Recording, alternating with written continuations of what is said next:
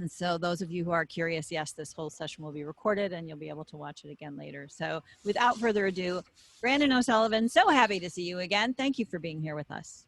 Absolutely. Hello, everybody. Good to see you all again. Thank you for the silent applause I see over there.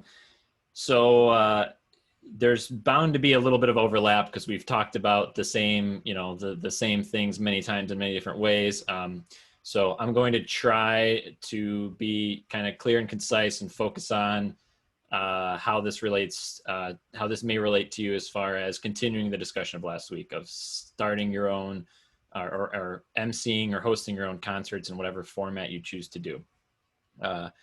So again, spotlighting, I think, is the first thing that we should go over. Let me get a screen set up really quickly just so you can see what I'm doing over here on Zoom. Hey, yep. I'm going to interrupt you for a second.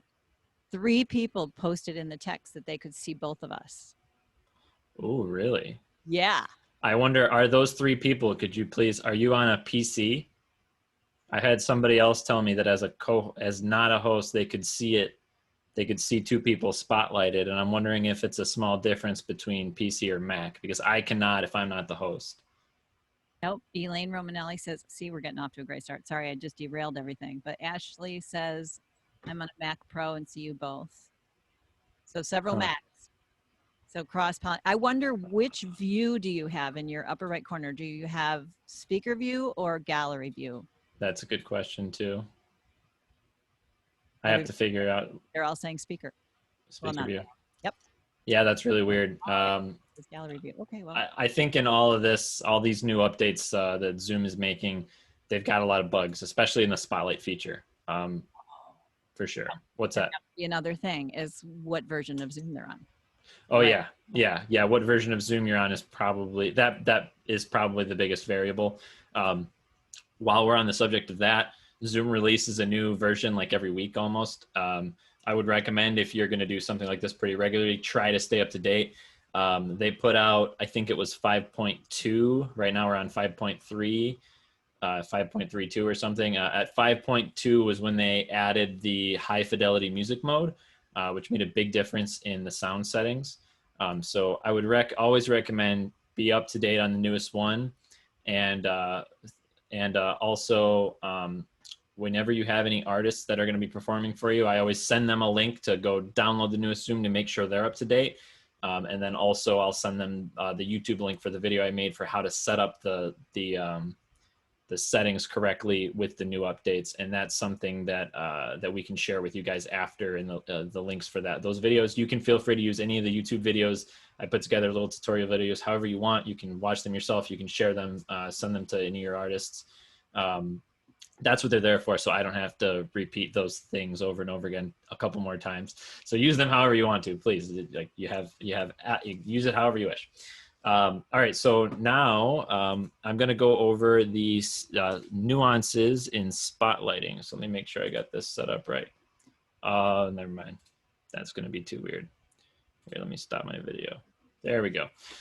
Is that a little less nauseating for everybody, I hope? All right, so okay, so right now I'm spotlighted, and as you may be able, this might be too big. Let me zoom in a little bit, maybe. Hang on. I'm chiming in again. Your big B is spotlighted. Is that what you meant? Yep. Yeah. But can you see, here, let me make sure I got this right. Stop recording. Transition. I'm not sure it'll work out the way I wanted to do it, actually, now that I think about it. All right, we're going to go a different route. Let me get my video back on. Get rid of the nauseating infinity screen first before I do that.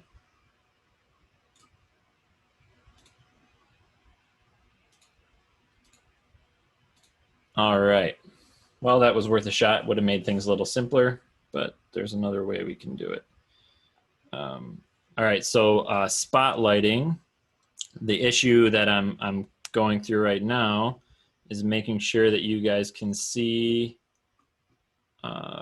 what I'm doing on screen without me screen sharing, because as you know, when you share your screen on Zoom, everything kind of goes away, and it'll make it a little harder for me to show you guys things. So let's see if I got this right now. All right. All right, I'm just going to scroll up to the top here. All right, so if you notice right here, it says remove spotlight. If I click that, it'll remove the spotlight for me. I can click up here to Annie. Annie, you're the test, you're the guinea pig on this. There's a couple of new options you see. So right now I have a dual monitor on, so ignore this whole pin to first screen, pin to second screen thing. That's something you won't see unless you use many monitors. But right here, you can click Add Spotlight. Now what that does is, I'm only going to show you Annie's, but so you don't get the infinity screen over on my side. But what this does is it'll put up, this is my camera, and this is Annie's camera. Now, depending on the Zoom version you have, as we just discovered, what will happen is you'll only actually be able to see the viewer, if you're not a co-host or somebody on the end of a stream, will only see whichever one of us is talking. It basically acts like follow speaker view with nobody is spotlighted, but it's supposed to constrain it down to the two people who are spotlighted. But Zoom has a big bug in this feature right now. And if we have, for example, me and Annie spotlighted and one other person unmuted and they make noise, it'll jump to them. They have some work to do with it. So instead of adding two spotlights, which would be really nice, let me go ahead and remove Annie's spotlight. So it's just back on me. Ignore all the weird backflips my screen are doing. So what we can do instead is go to replace spotlight. Now this functions the same as in previous versions of Zoom. If you would just click spotlight for everybody, it would replace the spotlight. Now Annie is the only one spotlighted. There she is. And now we'll go back to my screen and do the same thing. Click on it and click replace spotlight. Now let me get my camera back so I can see you. This is the safest way to handle spotlight bouncing because it sounds nice that you'd be able to spotlight multiple people on screen, but they haven't got the bugs worked out for it yet. So on the newest versions of Zoom, you'll only be able to see the one person at a time, whoever's talking. It's a nice feature, but it's not there yet. So I don't want to spend too much time on it. So the best way to do it is to click on replace spotlight. That way you've got one person spotlighted and you switch back to the next person. If you're in the middle of an interview or a dialogue, just once you click on, say for example, once I click on Annie's to replace the spotlight to her, I'll go right back over my video if I'm the other person talking, click on it, hover my mouse over replace spotlight and wait until it's my turn to start talking, and then I would hit the button. So that's how you effectively spotlight bounce to control camera switching. I hope that makes sense. I'm just interject too, Brandon, because I was looking at the Facebook feed on this, and I know we're going to get to live streaming in a little bit, but just that is a nuance with spotlighting, where even if you saw two screens, like I saw both, right? Both screens on my Zoom window. Out in Facebook land, they're only seeing the person who's talking. Yeah. It only prioritizes one screen at a time on the stream. So even if you're the host and what you're streaming out and you can see the two screens, that's not what's going to be on the stream. It's not what your viewers are going to see, with the exception of 3 out of 40 or so. If they have an older version of Zoom, maybe that. I've had a couple other people tell me the same thing. And Zoom does not auto update. Actually, you have to pretty regularly just go to the website. I'll make sure in the email that Annie sends out with materials has a direct link to just download the newest Zoom, because it's not very easy to figure out how to find it. And then the next thing I want to talk about is pinning a video, which is, it's similar to spotlighting, but I get asked this question a lot, so I thought we should just go over it. So if you're a host and you click on the same little blue buttons above somebody's thumbnail video, the same place where you would see the replace spotlight, you might see something that says pin video instead. What pinning the video does is it acts like a spotlight, but only on my screen. So for example, while Annie has me spotlighted, I could pin her video so that I see her screen on my screen. So it won't do that for everybody. If you're a co-host and you say, if Annie pinned my video, she would be able to see it that way. What went out on the live stream would probably be the pinned video, but you guys wouldn't see that. It would bounce back and forth still between whoever was talking if it wasn't a spotlighted thing. So spotlighting is how you control all the cameras. Pinning is just basically you keeping an eye on maybe the MC to make sure that they're ready. So you probably don't want to ever really use pinning. I would just stick with spotlighting, just because then you won't have any issues you run into where you hit the wrong one and you think somebody's spotlighted, but you're the only one who can actually see them. And then we already talked about the spotlighting multiple people. Yeah, it doesn't really work how we want to. Soon, Zoom will make some updates. We'll be able to just have, say, me and Annie up on screen to have a dialogue. You all could see it ideally in the perfect world, and what went on in the stream would be the same thing. But for right now, just stick with one spotlight at a time, because if anybody else is unmuted, it'll jump right to them. I've worked concerts where I had 2 artists that were doing an interview unmuted, and they were talking, having some dialogue back and forth. And I tested just spotlighting them both before I knew about the bugs that it had. And then there was an audience member who, because we had some people, unmuted for laughter and applause, somebody sneezed, right? And it jumped right to them. So everybody on the stream saw them sneeze. Everybody in the Zoom saw them sneeze for a second. And it's just, obviously we don't want to do that to any of our guests. So to be safe until they fix it, I would recommend only spotlight one person at a time, unless everybody else is muted. Then you won't have any issues because it's audio related. So if everybody was muted and it was just me and Annie on screen talking, it would bounce back and forth, no problem. And if any of you guys made noise, you're muted, it doesn't matter. So that's my disclaimer on spotlighting. The next thing I want to move along to is some general guidelines on sound checking. I know this is kind of the one everybody's been asking for, and I can't really give too specific instructions here because everybody's setup is so different. Their microphone, whether they have an interface, whether they have multiple microphones, what kind of computer they're going into, it varies so much. But I will give you some general guidelines that I find to be true all the time, and it's the only advice I can reasonably articulate, I think, and it's good enough to get you started and get you going. And hopefully your artist knows enough about their sound setup that with some small feedback, they can help, this should be, you're not like when I have a sound check with an artist, I'm not telling them what they need to do. I'm telling them what I'm hearing, and we're both trying to find something a little better, right? You want to use their expertise as well. So my basic rules are, it helps to have 2 people on at once. Like say if I were doing a sound check for Annie, and I had Louise on as well. If I were only sound checking one artist, I might think, wow, they sound amazing. I've got some really nice, noise canceling headphones, right? It sounds really good. And then maybe later on I check Louise and her sound is really good. But then when we come together and they're back to back and it goes right from Louise right to Annie, the volume might not be the same, So I always recommend have at least more than one person on the stream, on the sound check with you on a different device, just so you can hear when they talk, are they way louder than the musician? Because if it's just you and them, it might be hard to get the volume levels right.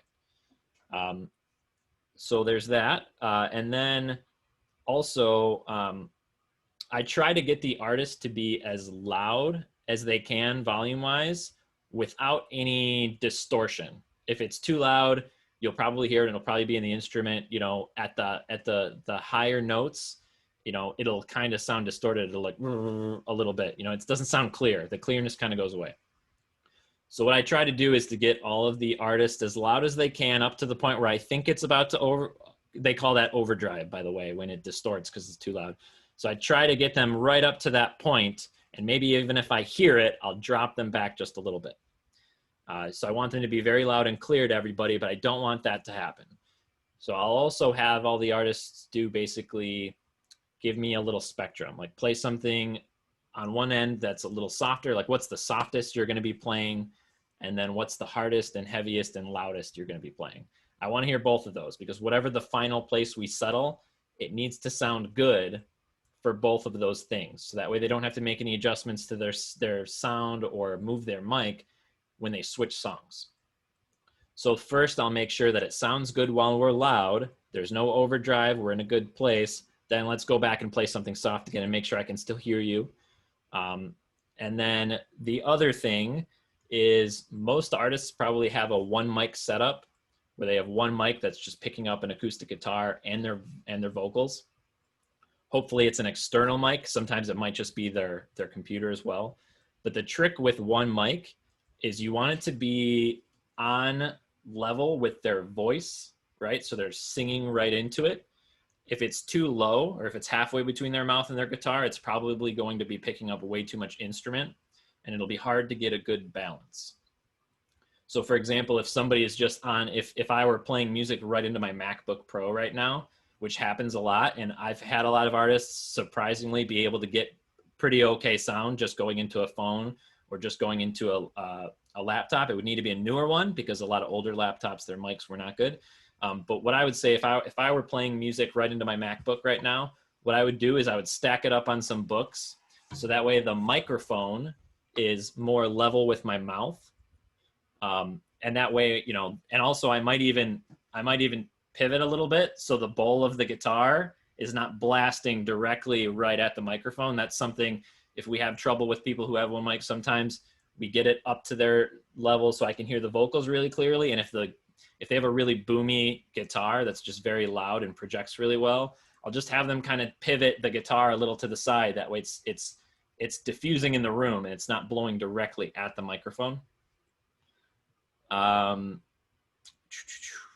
then, yeah, if you hear any distortion, it's too loud. It might be a little bit too much gain, or it could just be that the microphone needs to be a little further away from the instrument.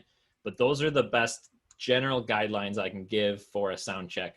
As I said, every artist, their whole setup, their computer, everything is completely different. But hopefully by the time any of you have a sound check with an artist, if you even do one, they should probably have done these before. They probably have a good idea of how to sound, you know, okay, at least on Zoom. And you're just there for a final sound check. Like, yeah, you know what? It sounds pretty good. Or, hey, it doesn't sound very clear. Maybe it's too loud. Or could you turn it up a little bit? That's mostly how most of you, I assume, are going to be interacting on the sound check. All right, so the next thing we're going to talk about is the screen sharing. We talked last, was it last week? Was it the week before? I don't know. 2 weeks ago, I think. We were talking about how you can use production elements like a screen that you have ready to go for a title screen. So like what I normally do for a show is I'll have a title screen up and I'll have a little mini music player ready with a little music. And again, I try to use music from the artist or something that is, you know, something that is royalty free so that you don't run into any of those issues. But hang on one second here. Get this ready. All right, so for example, this is what you'll see if you come into, for example, a Don White show, right? Before I start the stream, before I let anybody in, I have this screen up and I make sure that before I share the screen that I share my computer sound. That way I can click, when I click on this music, you guys hear it. That's a nice little background sound. So this is the type of stuff that you see walking into 5 minutes before a show that I'm hosting, right? I like something on the screen that tells people, hey, we're going to be starting a couple minutes late, because we always do. People are almost never on time for a live concert online. So we always start a couple minutes late just to give everybody a chance to come in. So I make sure I put that on screen. That way people don't freak out going, hey, it's 7:03. What's going on? Is my internet down, right? And then also I put, you know, information for the tip links right there. That way they can see it. And I will also, I have it right here. I post them in the chat too. So that way everybody has direct links they can click that'll go to take them immediately to how they can pay. Any donations you want to make it as easy as possible for people to pay or donate. So always provide clickable links in the chat in Zoom. And I know I've said this before, but while we're on the topic, I'll reiterate. any link you put in Zoom's chat needs to have the HTTP stuff on it. So you need to make sure you copy it right out of your browser. The easiest way to do it is just go to the website in your browser, copy the whole address, and paste it into Zoom. If you just type in www.facebook.com in there in the Zoom chat, it will not be a clickable link, meaning they can't click on it and go right to it. So you need that HTTP stuff in there. All right, so now as far as the shared settings, let me open up this. I'm trying to avoid giving you guys the nauseating infinity screen again. It was pretty cool, actually. It's cool, but it makes it gets old really fast. All right. Okay, I think I got it now.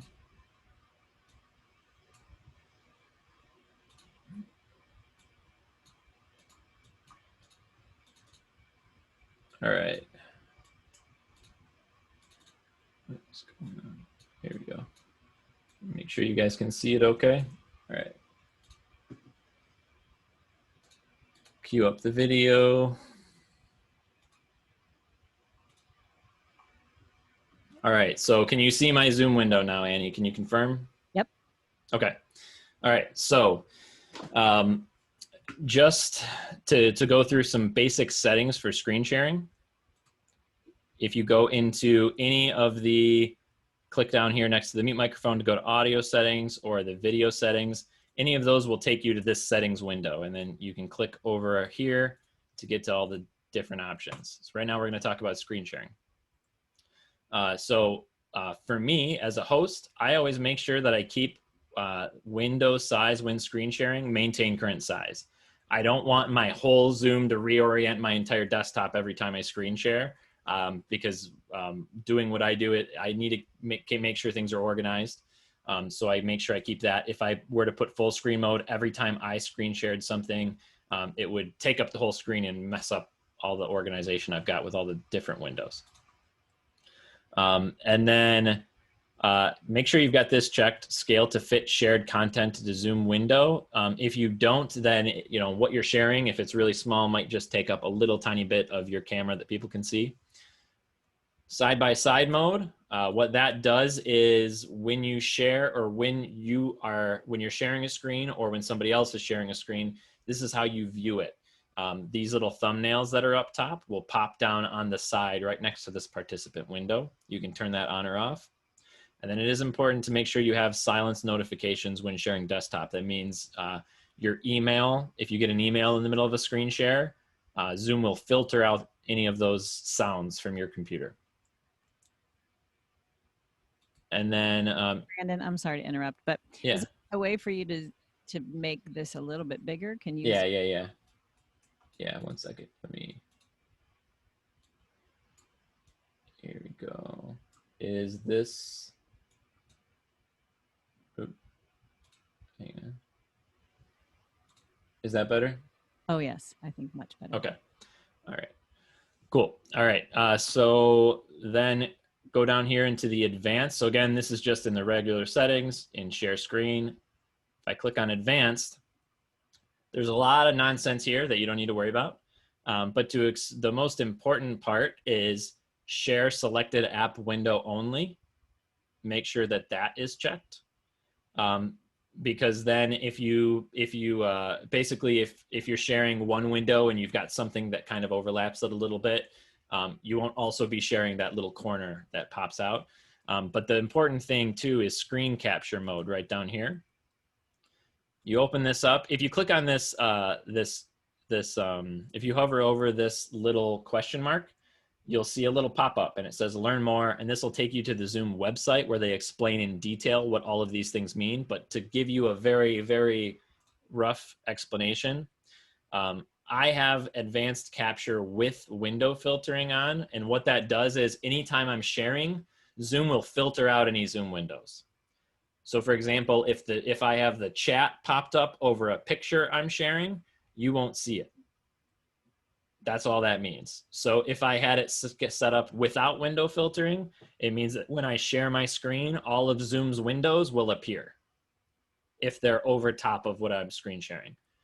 Just to give you a quick explanation, it probably already starts off on auto. That's probably fine for most of you. But if you are noticing on a stream that you did, hey, you know what, that little tiny bit of that Zoom window popped up in the corner and messed up, and I couldn't see that little bit of text on the image I shared, then you can change it to with window filtering.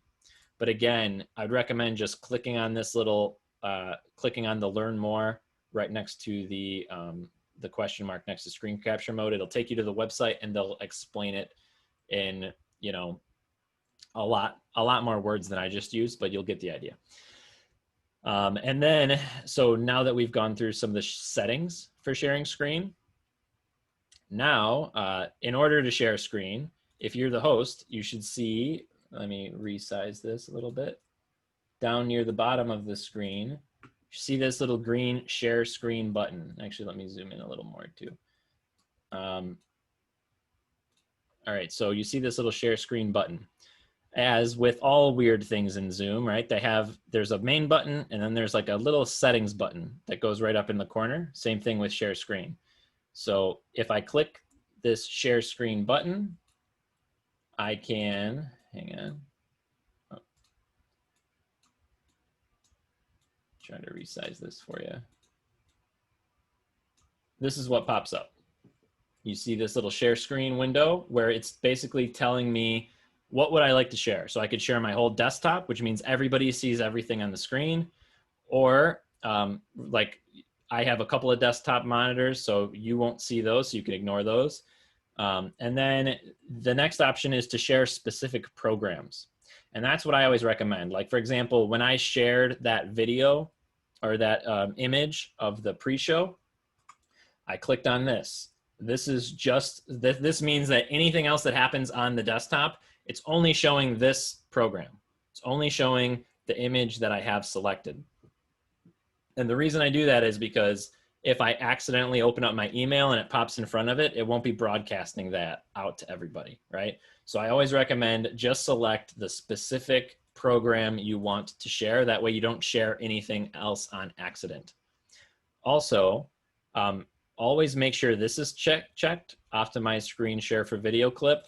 I always make sure that that's on, even if I'm just sharing a picture, just because it gives you a nicer image. It'll frame it out a little bit nicer. It doesn't make much of a difference to like resolution, but from a viewer standpoint on how it looks on Facebook or YouTube, it looks a lot better if you have this little thing checked.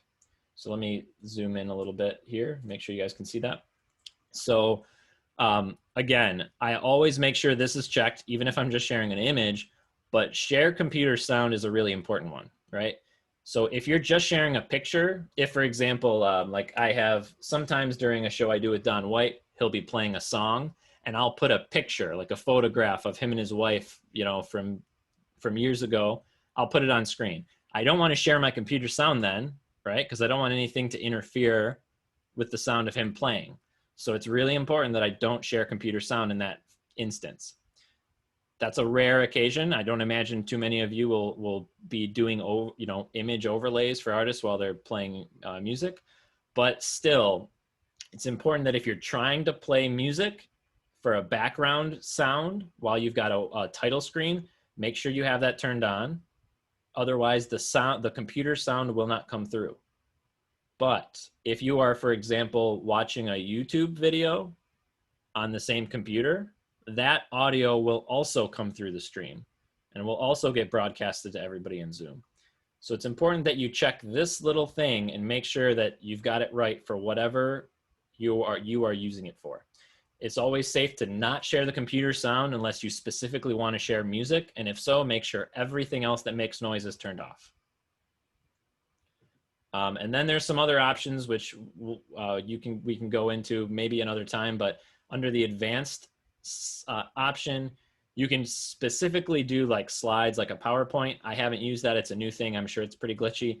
And you can just share a portion of the screen. So say if you were just trying to share Maybe you had all your images queued up really small in the top corner and you just wanted to share that part of your screen. That's another option. I wouldn't recommend that. It's because you're going to have to resize it pretty regularly. I would always recommend just select whichever application you want to share specifically. That's how it works best. So now, now that that's done, let me resize here. All right, so we're going to go into this little settings option for share screen. So if I click that open, go into advanced sharing options, resize this. I am trying really hard not to make everybody get nauseous from the infinity screen. All right. So, so this is what pops up. These are the advanced sharing options. All right. So a security measure, make sure that one participant can share at a time. That way, if Annie is sharing, nobody else can take it over. And also the most important one is who can share? Only the host. You do not want anybody who comes in off the street to just be able to control the cameras and put up anything that they want on the screen for everybody to see on Facebook, YouTube, and Zoom. So that's an important security measure. Make sure that only the host can share. And that is it for screen sharing. I guess to give, let me get my camera back to normal for you guys. I guess to give sort of a summary of how I handle screen shares. For most of you, you'll probably just have a title screen. Maybe you'll have a different intermission screen or something. I don't know. Or maybe you have a video from a sponsor that you're playing at the beginning. So the way that I do it is I get all of my things that I want to share. First off, they need to be open. You can't share something that is a closed, like if the application's closed and the file isn't open, you can't share it on Zoom. You won't see it as an option. So you need everything you have. So say if I've got a title screen, I've got a opening video from the sponsor and a goodbye screen to play at the end. I will have all three of those things open up on my computer. If you're on a Mac, there's a cool thing you can do where you can full screen them. You can full screen them and they'll be on a different screen where you can't see it, not on a physical screen. But if you have a MacBook Pro and you have one of the touch pads, you can do a 3-finger swipe to go to the next full screen. So you can have a lot of screens open up on your desktop. If you have a PC, there isn't a similar thing to my knowledge for that. And if that's confusing, I apologize. But the way that I always organize it is I'll have all my screens open. That way I can select them in Zoom. I have them open in order I'll be using them in. That way I have to think about it as little as possible. Or if you're not comfortable using the full screen swipe thing that I just described, the best way to do it, open up all the programs and have them minimized in your dock or on your I guess it's still probably called the dock on a PC, right?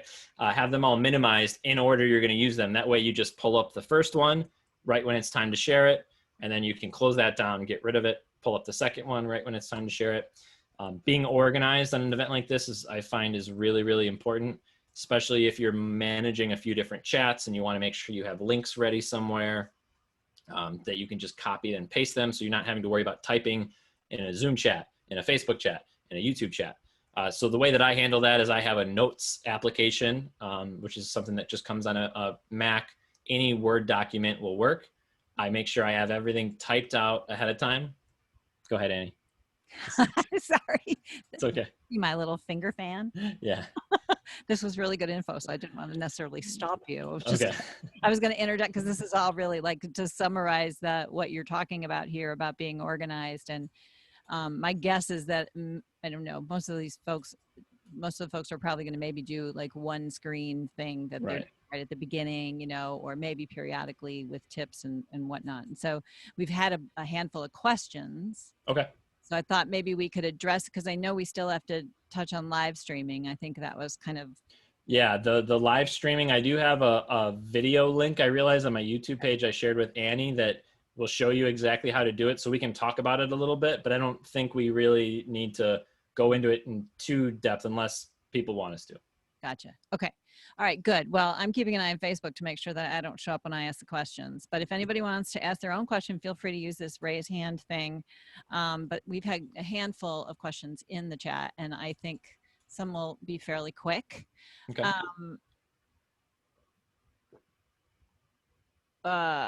Okay, I don't remember who asked this question. It was the first one I pasted in. But that is referring to live stream. So I'm going to hold off on that one. Mark Smith just made a very good comment when you were talking about sound checks about, using a guitar hole cover, right? Yeah. Those little rubber things that you can stick in your sound hole. I think that's really, really good advice because I know people who have beautiful voices and who strum their guitars really loud, and it doesn't matter where you put the mic. They're always drowning themselves out. Yeah. So, Yeah. I've had people put Yeah. stuff little pillows and stuff in the bowl, so Sure. yeah, that's great And great advice. banjos. I mean, come on. Yeah. Sorry. Elaine was asking about pianos. Have you worked with a lot of like the keyboards? This is a whole different thing, and obviously we could probably have a whole Zoom talk on sound, right? I'm sure. Oh, easily. But have you worked with keyboardists before? And I have not a lot. Most of the people I work with are stringed instruments. Guitars mostly, a few banjos. But so I've worked with a few keyboards, and I've worked with 2 like full-on pianos. The keyboard was not that difficult. On the one case, we had a very mobile mic. And we could just the keyboard can only get so loud. They didn't have it plugged into the computer, right? So it was just positioning the mic as close to the speaker as possible. It wasn't perfect. Obviously, you can also have that go into an interface and then into your computer, which would be very simple. And then the other time I used the keyboard, it was an older keyboard. It didn't get very loud, and the microphone wasn't very mobile. It could only go so far from the computer. So we had a hard time picking it up as loud as I'd like to. But that's like a setup thing. The keyboard could have been moved. The computer could have been moved. That's a big pain in the butt. And then as far as the full-on piano, one of the first big events I did, the Ding Ho Comedy Club reunion, we had a piano player playing during the intro and all the breaks, and it was actually really challenging to get the sound right for that because it's so loud, and we wanted to still be able to hear. There wasn't any singing during it, luckily, but there was some speech that would be overlaid every now and then, and we wanted to make sure that when the piano player wasn't playing, that he could still talk and we could still hear him and he could still participate. So what we ended up doing, what we found worked best on this particular piano. Also, the lid was up because they wanted to see, the cool stuff, right, of the piano. So we ended up having the microphone behind the piano, like where the lid was popped up. We had it right behind that, and that got the best sound we could get. It was because it was right over here. He just had to talk, make sure he talked into it. But we got the piano to balance pretty good, and it wasn't overdriving too much. But I have very limited experience with that. But those are the few times I have had that happen. So trial and error, I would imagine. Yep. It out. Okay, so this is a good question, and I would just make this is a big yes. It's an either or that needs a yes answer. So with respect to Ethernet connection, and we can't stress this enough personally. Yes, the answer is yes. Yeah, well, Sylvia's asking performers only or host and venue as well. And yes, everybody. Really quickly, I know we've probably talked about this every time, but Ethernet is incredibly important. It might not give you, I've had people who are nervous about using it because they say, oh, well, my speed doesn't change, so what's the point? It's not a speed thing, it's a consistency thing. Wi-Fi goes up and down a lot. It's very inconsistent. And even if your artist is on Ethernet and they have a great connection, great, but what if you're the one streaming it and your internet drops, the stream stops? Or what if you're giving an introduction and your video starts lagging behind your audio, or your audio starts getting jumbled, or people can't really see you? All of those are internet issues. And the best way to solve or prevent all of these dumb little things you see on poorly done streams where the video is really pixelated, the audio doesn't match up with the video, stuff like that, or just the stream ended because somebody lost their internet. The best way to prevent those things is for all of the responsible parties for the stream to be plugged into Ethernet. So I highly recommend, if you're doing your own shows, you want the best connection you can get out of your current internet. Excellent. Well said, sir. So yes, and always. And I'll just add, honestly, it will make a difference in your sound. Oh yeah, absolutely. It makes a big difference in your sound and video quality automatically, Yep. Especially for a musician. So, okay. So Carlene's asking, she's going to be a guest on someone's, this might be more advanced. I'm a little nervous about asking it, but it's like she's going to be a guest on someone's Twitch show. We had a tech talk on Twitch last week, which was great. Is the sound good enough that I can use a USB mic, or do I need to go through something like OBS? Okay, so I'm going to interject here. OBS and Zoom is a tech talk that we are planning for the future. We absolutely are planning that. It's way more advanced than we want to get into today. We thought for a second we could touch on it, but we're not going to. It might be a two-parter. I think, Carlene, yeah, you're joining via Zoom. I would just, if that's the way they're doing it, just go via Zoom and use, so the techniques that Brandon's been talking about for sound. Yeah, you can get your sound good without OBS. You have more options if you plug it in, but it's a lot harder on your computer, and it's a big learning curve. Right. So and the bandwidth situation. I have a feeling Carly will probably handle it, but we're probably not going to address that too much. I'd recommend start where you are with what you have. You can get good sound without OBS. So make sure you've got that good first, and then once you're comfortable there, then you've got time to branch out and learn all the nuances of OBS. Side note, though, I am definitely interested in hearing about this Zoom to Twitch interaction. So let's follow up on that for sure. Okay. Sorry for the typo. Oh, so, okay. Sorry. That was, I don't think that was the question. Nope. I just copy and pasted everything. There is actually, we're going to talk about updating, or we talked about updating Zoom, but there is, if you're in zoom.us on your browser, that's where you're going to find the easiest way to update. Some questions my glasses are bad. Is the mic on max? What to do if there is distortion, if you're not working with more than the mic on their phone or laptop? If I'm understanding that correctly, I'm guessing it's a proximity thing. I wonder if that was asked before you talked about that. Yes. Yeah. So you just sort of mentioned the laptop microphones and just their location. Yeah. That's probably a location thing. You can raise or lower their microphone levels specifically. Yeah. But at some point that'll only go so far, especially if they're playing into like headphones and they're using this mic right here. Some people do it and as long as they can sit kind of still relatively, it's okay. But if that microphone is right here on your lapel, and if you're playing guitar and strumming a lot, every time it bounces against your shirt, you're going to hear that, so be cautious of that. That recently. Yes. It's interesting though. I will say the sound was quite good.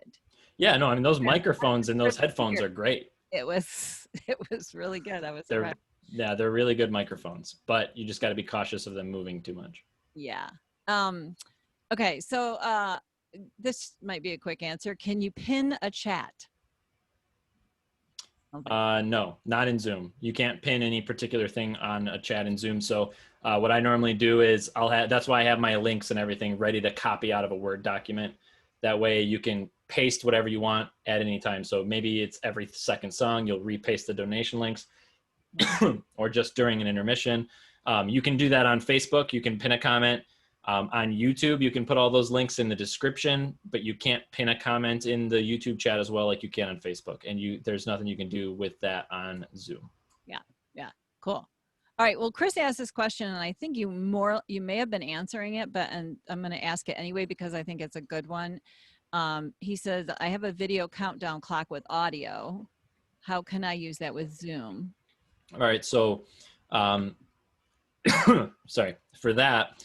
You just need to share your screen and share the video and make sure that you have your audio, computer audio selected, Right. just like we talked about before. As long as you've got the video as a standalone file, you need to have it open in whatever, if you're on a PC, you probably use Windows Media Player or VLC Player. Or if you're on a Mac, you probably use QuickTime. As long as it's open, you can share that video and share the sound that goes along with it. Cool. And this is a great question. I'm jumping out of turn because this is something that my husband and I argue about regularly. Sorry, more info than you needed. For a Zoom concert, does the artist need to have headphones on while performing?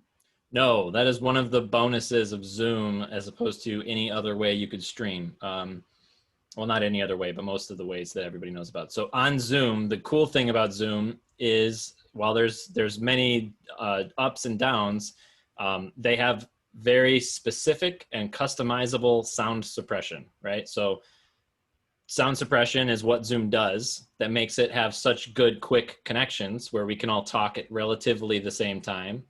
And we had to recently figure out how to break that in the last few months, to break the suppression that way that instruments come through. So on Zoom, you can specifically shut off the suppression, but keep the echo cancellation on.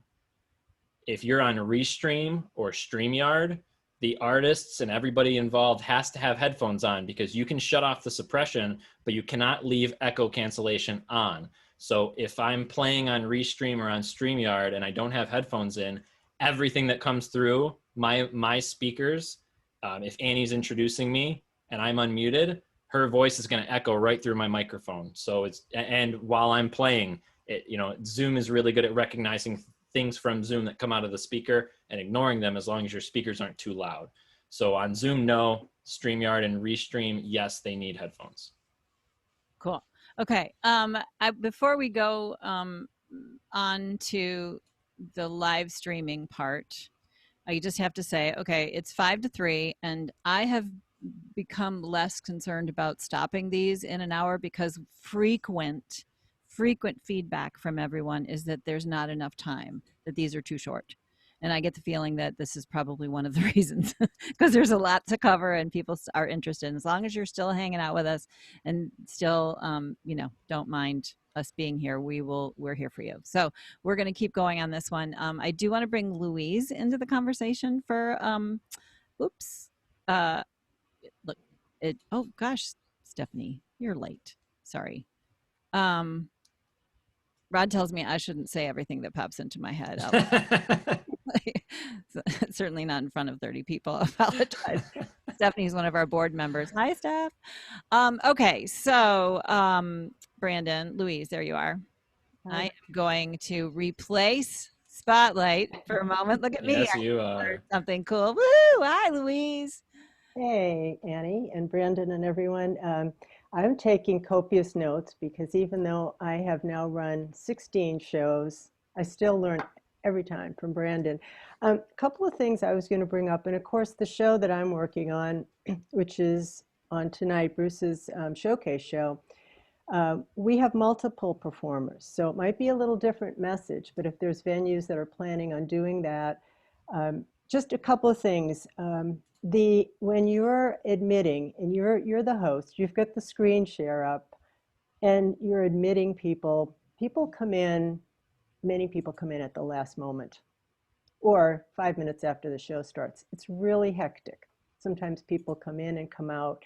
So you have to really learn the flow of, you can admit all, but we check off on attendance because we want to know who's there.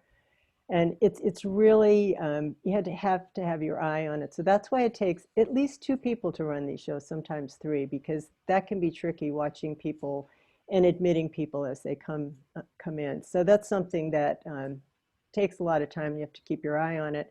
And I learned from Brandon, how to do the screen share. He helped me make a fabulous slideshow, which I'm never going to do anything with it except replace the pictures because I'm afraid I'll screw it up. But I have also learned about that with the sound share and having it full screen and ready to go. And there's a lot of nuances to have that going and be admitting people at the same time. So those folks who have been to our show, if they're wondering why they linger in the waiting room a little bit, it may be that all of that is going on. And you also want to be sure that you know who's coming into the show. So that's just something that I thought about. The sound check. Boy, that's so important. And I've learned so much from Brandon on how to help. As we have 4 musicians, we always ask them, please stay in the room and help us, because, you know, I'm a real amateur musician and Bruce is not a musician. So we need their help. And it's really important that we ask them, though, to mute, because sometimes we'll get sound and echo from the other artist while we're doing the sound check for them. We always ask them, be sure to play every instrument. I did a show with an artist who played the guitar and sang. She was in the front. Her husband was playing a baby grand piano in the back, and that was a little bit of a task. We just had to keep telling him, play softer, play softer. It all sounded good. And then when the show happened, out he comes with an accordion, which he hadn't sound checked ahead of time. Fortunately, it was okay, but we have now had 3 accordions, and last week we had a slide bottleneck bass guitar. So I tell you, you have to try everything, and so far, most everything's worked as long as they have turn original sound off. But make sure you ask them to play every instrument. And if you're a performer, you know, even if you're just going to play harmonica on one song, be sure to sound check that, because otherwise, you know, it can be a problem. Lighting, I just wanted to touch on that a little bit, because lighting is important. And I'll, you know, ask people, so in sound check, so is that how you're going to look at showtime? You know, it's going to be dark then. Now it's light where you are. Are you, you know, I don't want to say, are you going to comb your hair? Because I hope that will happen. Is that what you're wearing tonight? But we try to help with that a little bit. Like maybe turn off that light behind you, try a light in front of you, or like I always use a lamp and turn the light up towards the ceiling so it's not too harsh. So helping with that, and even little tips. We had an artist a couple of weeks ago who was in a room with a very high ceiling, and it was a beautiful modern house, all glass and wood, and there was so much echo. And we said, you know, can you grab a blanket or a rug or something? But just those little nuances can help make a nicer looking show with the lighting. I loved what Brandon said about the notes. I do put a lot of the tip donation frequently in the chat, and I did the same thing where I put all of the links for everybody on a document, and I just open it up and copy and paste, and it really helps. And that the HTTP, and now I've learned with the S after it, means secure. So especially if it's PayPal, you should check to see if you have the S there. So you have a secure website and PayPal. That can really cause problems if you don't. And because some people, believe it or not, don't ever even open the chat.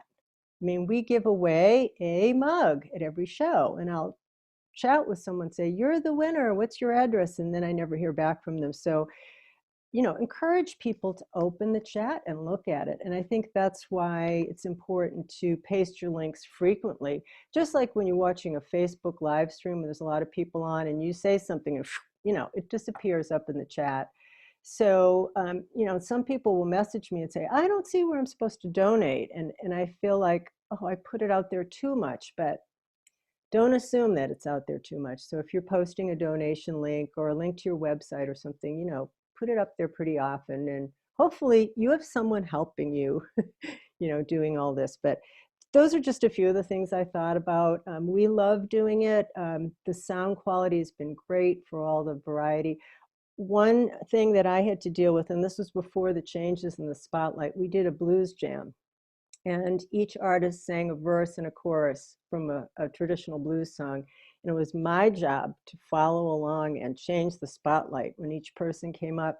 And I had to know the song and watch the words and know exactly when, you know, Mary Flower was going to be done and then Scott Ainsley was going to jump in. And it was difficult. I don't advise that, but when I look back at it, it was pretty cool. But that was before they changed. So Brandon, thanks for the update on that today, and I hope they get that fixed up pretty soon, because I think the side-by-side is really cool.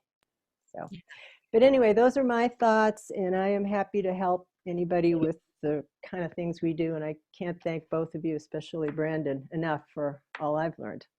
So Nice. thank you. Awesome. Well, I'm going to leave you in the spotlight for a quick second because, and I think actually I'm going to add a spotlight because at least for me, I get to see both of you. And then, you know, those of you who can see them both, I think. But see, now I see you because you're talking and you're not spotlighted, Annie. Got it. Can I add myself too, just for the conversation? How about that? Yeah, How there does you it? go. Yeah, we're all there. Okay, good. So good questions are coming in. And first I want to address Eric, who just said, why not open the chat so everyone can see the questions, might trigger other questions. Well, for one, we don't have time for other questions. Just kidding. It's me and my addled brain can't handle too many back and forth. And I think we've discovered with the chat that what's difficult, certainly in these sessions, because there's so many people with a lot of knowledge out there, that people tend to answer the questions on behalf, you know, they in the chat, and that's normally fine, but we really prefer to have our speakers answering the questions too as they're giving of their time here. So we prefer the focus be on them for this. So sorry if it feels like we're keeping you separate, but so that was that. If Laura McKenzie has brought up a couple of things, and she brought up the QR codes about, you know, for people with phones and linking, but how to get that information on a screen. And because we aren't going to go into OBS and doing overlays and whatnot in this particular session, you guys have both demonstrated ways where you're sharing your screen and you've got the PayPal information up there. And I know that there have been also shows that I've attended where there's a little break. It's a 5-minute break and you pop the screen up. Or let's just say you're tuning your guitar for a second or changing instruments or whatever. Take a moment to pop it up if you want to. But having notes and putting them in the chat seems to be, that kind of is the solution right there, and having it aside. So Laura, I mean, you could put the QR code on a graphic that was on a shared screen, right? Have any of you done any of that? I have not. It's been brought up before. I haven't done it. I don't think that it depends on your audience. You know, if it's something you think your audience will respond to, then it's worth the time for you to make the codes, put it on the sheet, make sure that test it out, make sure that it'll work. But you know, for us, we always have like a PayPal link, a Venmo link, and then a physical mailing address or even a Square link. Surprising amount of people send checks. Maybe that's not surprising, but it was to me. We've never done the QR codes because I don't think it's really giving us any, it's an extra thing to do. And I don't think that not having it is precluding people from paying because they can still click one button and go right to PayPal. You know, we make it as easy as possible for them. Doesn't mean we won't include it in the future. It's just never seemed worth the effort to me. Yeah. So Louise, you guys live stream. Yes. Shows. Do you live stream to one location directly out of Zoom, or do you live stream to multiple locations? Right now we live stream to the Facebook page that's associated with the show, but we also then we cross post that out, like for instance to my Baker booking, and we always schedule that. And when we schedule it, which is tricky too, but I think we've got it down now, and of course Facebook changed how everything looks recently, but when we schedule it, we always put the link to get into Zoom and the donation links, you know, as far up in the description as you can, so it gets seen. And then we do stream it out to Facebook Live. And again, that's another distraction. If there's only, you know, I'm the only one here on the tech side, I've got to start that stream, then go look on my phone or, you know, open another window, make sure it's started. I don't really have much ability to do much chatting there unless I, you know, put myself off camera for a minute and just say hi everybody. But as long as you put information about the donation link and maybe the Zoom link if people want to still come in later. Yeah. Unscheduled. Yeah. There's a big conversation that could be had again about money and about the fatigue on that, because so Blair brought up a really good point that we really won't get into, but for this time, but you know, you think about the fact that you limit the number of shows you actually attend in real life because there's so much more involved in getting there. And these shows on Zoom now, like you could be seeing 3 shows a night, right? But you still have to consider the fact that, you know, you want to contribute to those shows. So there is a limiting factor there as well. So, so I'm just going to throw that out because I wanted Blair to know we saw the chat and we heard her. And it's a great observation. So and everything I've heard from everybody is they'd rather have you there than not there, even if you can't afford to pay. So I think most artists feel that way. Brandon, I'm going to shoot it back to you because I think at 3:08, you could probably give us a quick overview of the live stream and then we can share the link, Yep. right? Because I think we've hit all the questions. So yeah, so let's do that and then we'll have a bit of a wrap up on that. Okay. Thanks, Louise, so much. Great information. Great. Anytime. Glad Awesome. to help. Getting myself. All right. So let me get a share screen going here myself. Make sure I got the right desktop. Here we go. Okay. Okay. So first off, in a Zoom meeting, I've gone through before how to turn on live streaming. It's one of the things in the settings. It's all the way down at the very bottom, right above the email notification. Very last thing, allow live stream meetings. So make sure that that's turned on. Make sure you've got Facebook, YouTube, and most importantly, custom live stream service checked. Then you'll need to hit the save button right there. So now that, assuming you've already done that, go into your meetings. Now you can schedule a meeting. We'll call this farm test and not worry about any of the other details because it isn't real. And then, so once you're in a meeting, say you've already scheduled the meeting, you've got your Zoom link, now you want to add the streaming details. You cannot schedule the stream from the app. You have to do it on the zoom.us website. So now that my meeting is scheduled, I'm going to go ahead and click on the title to open it up, scroll all the way down to the very bottom. And now you should see this live streaming section, right? If I didn't have that setting on, if you don't see this, it's because you didn't turn the setting on in your settings on the website. And then down here, so this is set up to go right to Facebook Live, set up right to go to YouTube.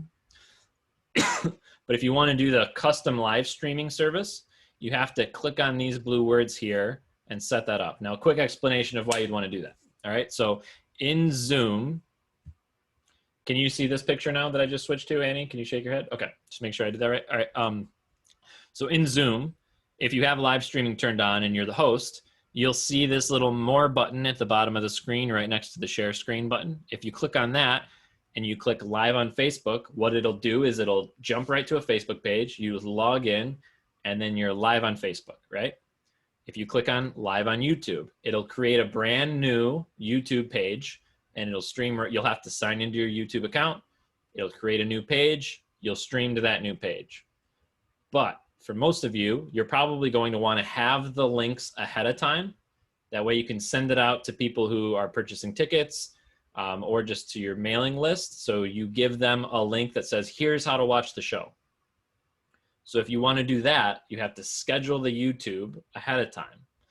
And so I'll show you that in just a second, but so you want to make sure you click live on custom live streaming service. If you click live on YouTube and you have a pre-scheduled YouTube page, Zoom doesn't know to connect them. It'll make a new one. All right, so now we'll go back to here. So how you schedule this custom side of the live streaming service.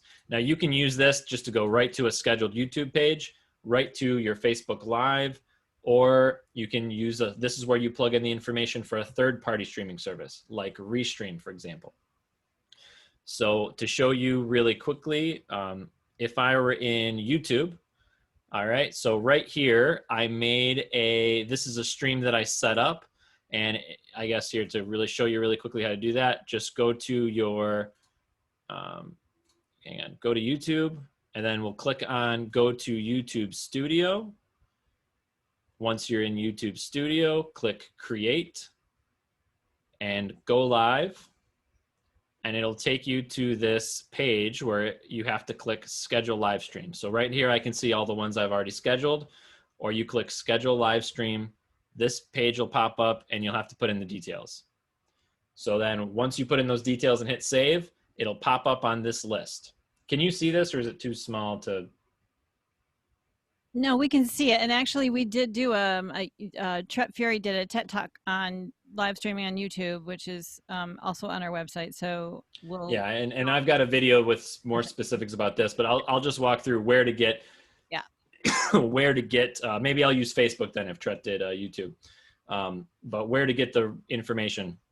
So let's say on Facebook. So if you're on Facebook and your page and you click go live, this is how you find the live Facebook studio. Should I backtrack and explain how to find that? Do you think, Annie, or do you think? I'm hoping. I've got some head shaking. No, I see. So, Okay. But again, there is a video. Annie will give you a link. I made a video that goes through it in more excruciating detail. All right. So just to explain the lingo, this is the Zoom page. It says add live stream URL, right? And then there's a stream key, and then there's a live streaming page URL. On all of the different websites, they use slightly different verbiage for all of these things, except for the stream key. But to explain it to you, on Facebook, for example, where you see server URL, that is sorry, see how it has RTMP? It's a weird link. It has a bunch of weird numbers. It says RTMP on it. You click and you copy that. That's the stream URL. Stream URL and server URL basically mean the same thing. And then you'll go to the stream key. So you go ahead, you click on the stream key. That's always called the stream key, whether it's on YouTube or Facebook or anything else. And you paste that into here.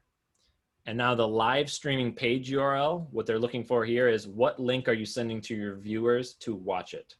So this would be on Facebook, this would be your facebook.com/live link.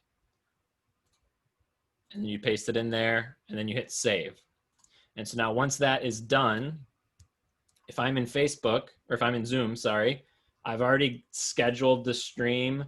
I've got all those details plugged into Zoom. Now, in order to tell it where to go to the right coordinates, I had to hit the more button and hit live on custom live streaming service. Not Facebook, not YouTube. It'll make a new thing completely unrelated to all the work you just did. And then Restream is pretty much the same thing. You copy the server URL, you copy the stream key, you paste them into the same places in Zoom. And then for the live streaming page URL, you can put whatever you want there. So if people are watching on YouTube and you want them to go there, you could put the YouTube link, or you could put the Facebook link. Just any viewer link where people can watch is what needs to be on the live streaming page URL. Does that, that's a pretty good nutshell. I go into more detail again in that YouTube video. Yeah.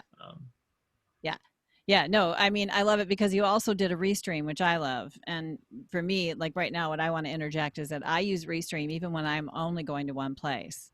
Like Restream, and what Restream being that middleman from, just because I've gotten comfortable with it. You know I can go out there and schedule my Facebook, but when I'm doing it just sort of automatically, right? So, yeah, but the Restream, I love Restream. Restream's great. Brandon set this, Brandon did, well, Restream costs money. So I guess if you don't want to spend the money, do what he just did. But we'll share all the video links, right? Everybody will get these in the email that we're going to follow up with you on. Bart, sorry, I'm so sorry that I totally sailed by your question, but I'm going to ask it out loud, even though we did answer it, because we're not going to cover OBS in this, but you do not need OBS to stream out this. Nope.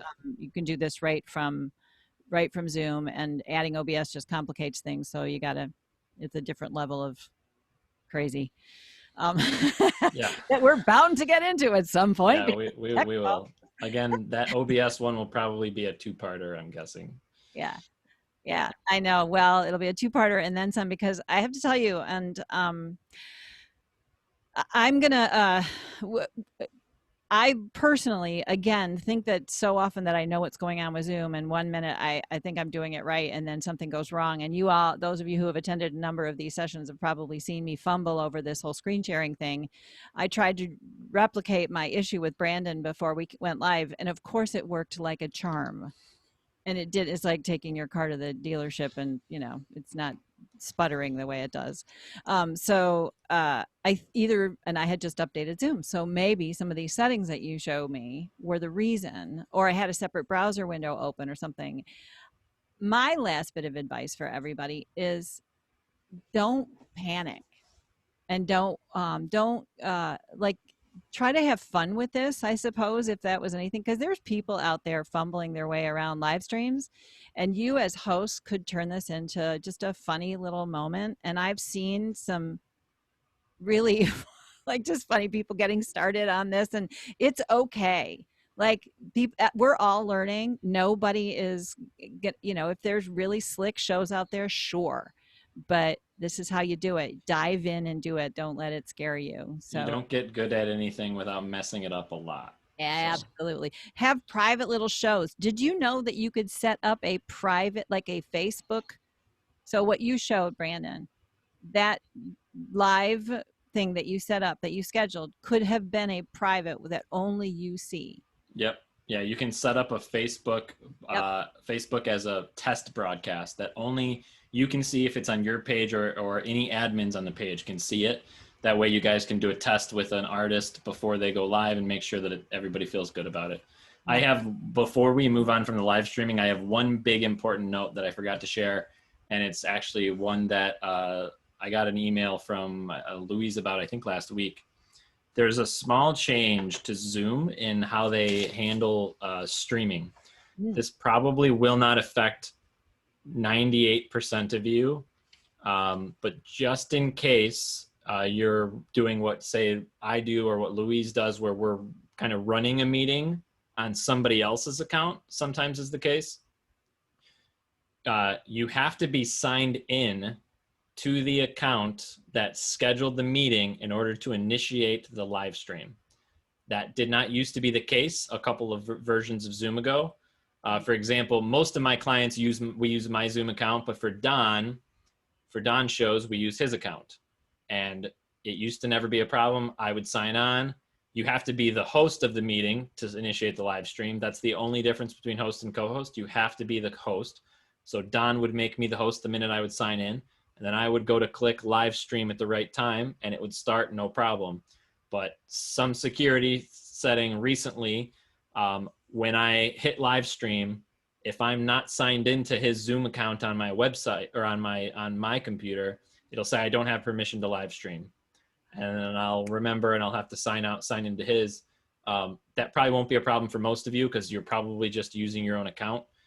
But something you could do instead, like, I have his information to log in his account because I manage all his shows for him.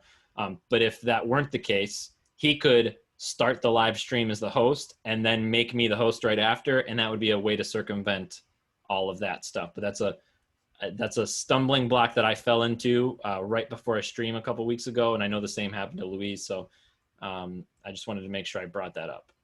Okay. Well, speaking of Louise, I'm going to add Spotlight, and because I have one more question for all y'all, and we're going to do this in quick lightning round. Okay. I'm adding myself because I want to see no, I don't. It's weird. Maybe. No, I'm not adding myself. All right. So you guys, the one thing I want to touch on is marketing. That was brought up in one of our things, but by marketing, I don't mean we need to go into a big spiel about marketing, but two things I want to talk about. One, how do you do the marketing? Like Facebook, like what is your preferred way of getting people into the room? And two, how do you share the link if you're not using a registration process? And do you ever even do that if you're not using registration? Registration we covered in the last session. So if you're interested in that, go to that. So let's start with Louise. Well, mostly we do it, through the Facebook page, but what we have discovered is the benefit of having people register is then you create a mailing list. So you have a new community and you have the mailing list. So each week we have the link. Actually, Bruce has the link for every show for October. The registration links are on the website. So we drive people to the website and say the registration links are there, and they can see who's playing each week so they can decide when they want to come. Then every week we put up a Facebook event, with a photograph of the artists and the registration link. And we share that through a newsletter, and also on my pages of some of the other series things that I do. And we don't usually we put the registration link out there, and we allow that to stay open all the way through the show. Some people like to say, I'm going to close it off at 6 o'clock, but so many people come in later. We don't. So we're marketing it by we've built a community through the registration link, and there's a few people that unsubscribe, but most people stay on there using the website and the various Facebook pages to cross-post it. So that's what we're You're doing. muted, I Annie. muted myself. Yeah. My things going on over there. So, okay. And the question about Facebook also has come up because of what, they're the land of Facebook. You can check that you're going to an event. People don't always read the inside info. And we've had situations where they click that they're going, but then they don't register. And so they don't know they have to register. So there's one side of things is like making sure that the people who have said they're going, that you've got somebody following up, right, on that as well. But also what we've done here is if you're live streaming, we've included the registration link kind of in the comments the minute we go live to say, like, come join us in the room, right? Rather than be out here it's like being behind the gate, right? Brandon, I think we talked about that as well. Yeah. So. Yeah, I think that's important and we put that on our Facebook link too, and reminders.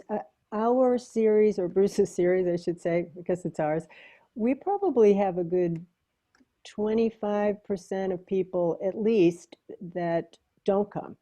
They register and we think, oh, wow, we got 85 people coming tonight, and then we have 60. But on the other hand, some nights we're starting the show and, we had 40 registrants and 35 more register from 8:05 to 8:45. It blows my mind. But that's the world we're living in now. Last minute, I forgot, that's on tonight. So we feel like there's value to leaving the registration open, but you've got to remind them. He sends out a reminder on Monday and late Tuesday afternoon. Yeah. It's a lot of work. Yeah. To Louise's point about last minute, I think that a good way to round this out, and if I missed anything that we should, that you'd like me to answer, Annie, let me know. But I think a good way to round this discussion here is that the world is a lot different, if you didn't notice, than it was a year ago or 6 months ago or even 2 months ago, right? Time is very different for everybody. So I think Don says, I love the way he says it. I wish I could remember it, but a week is a month is a year, seriously, 10 minutes is an hour. So if you are advertising for a show, the build up for a show is not the same as it was where 2 months out, we've got the dates, we've got the press ads are going out at this time. We're doing this, we're doing that. Everything is a lot more constricted. There's a lot more options for people. And I would recommend, get your email list stuff out to people a few weeks ahead of time. Once the links are out, that's fine. That way they have it. But as far as general, just blasting things out to the public, I wouldn't do much beyond the week of the event, really.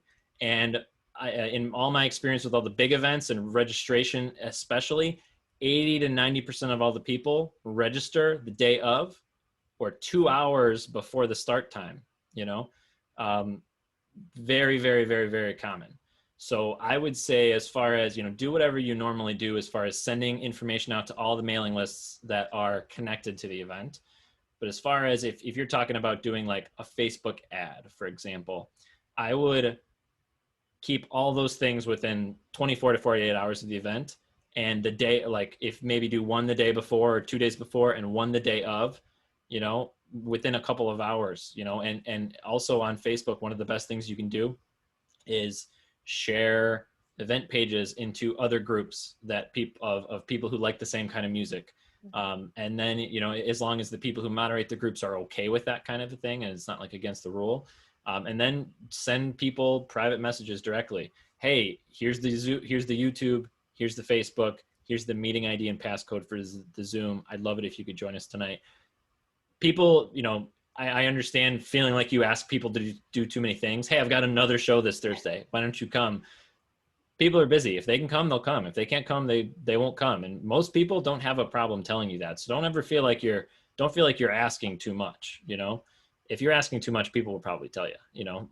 But generally speaking, don't worry about huge promotion until right up before the show. If you have a registered event on Friday and it's Wednesday or Monday and there aren't that many people signed up, just stick with it. Follow the steps, keep pushing it out there. We did an event last week that the organizer was very nervous about because there was only 13 people registered. By the time we got to the day, there was 120 people registered, which is a pretty good turnout for, you know? So I guess that's all I got to say about that. It's great. It's great advice and all of it. And seriously, we could keep talking, but we are going to make this, wrap this up.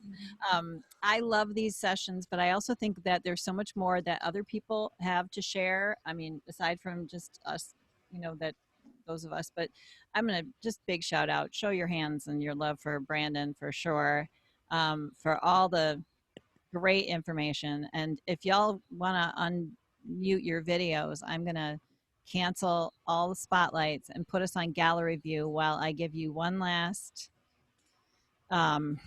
marketing for Farm. We've got a lot of really, really cool stuff coming up. We are doing private showcases. We're going to do 2 a night. So next week is the week that would have been leading up to our big live conference, in-person conference.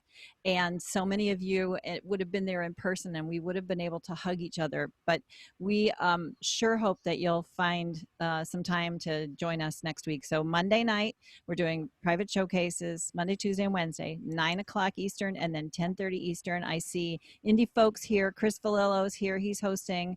Two-Way Street was here earlier. Cindy is here from Bliss Fest, is hosting a room. Who am I missing? I'm looking around the room. Somebody. Okay. And then we also have FolkNet. Charlie is going to be hosting a room, and Jenny and Robin. So there's 6 rooms. Just a handful of performers each. They're each an hour. It's quick. It's just giving us that spirit of how we used to do our little late night showcases. We also have our Wisdom of the Elders, which is Rich Warren, Ann Hills, Claudia Schmidt, and who's the other guy? Oh, Reggie Harris. And Matt Watroba will be promoting or will be moderating this, and it's going to be so great. And that's going to be really cool. I'm excited about that. So great. You do not want to miss that. Our keynote, our fabulous keynote, will be happening on Saturday at 2 o'clock. Everything's at 2 o'clock, it seems, except for the showcases are at night. This is going to be John McCutcheon, and we're also doing our annual general meeting. So if you're a member of Farm, we definitely want you there. Our community peer session next Thursday is going to be pretty exciting. So I hope you'll join us. These are wide open peer sessions. We're expecting to have a couple of moderators and some breakout sessions because we expect a really good turnout. And the last thing is our Tech Talk next week is going to be an open Q&A, and there will be more. So please read your newsletters because we're piling a lot of stuff in there and we don't want you to miss anything. We're even talking about possibly setting up some late night jams just for fun, late night jams on Zoom. Why not?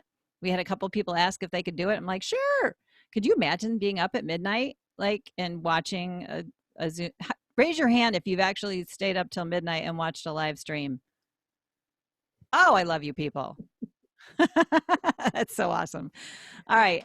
You know what? This is just been another great session. Thank you, Brandon. Thank you, Louise. Always great info.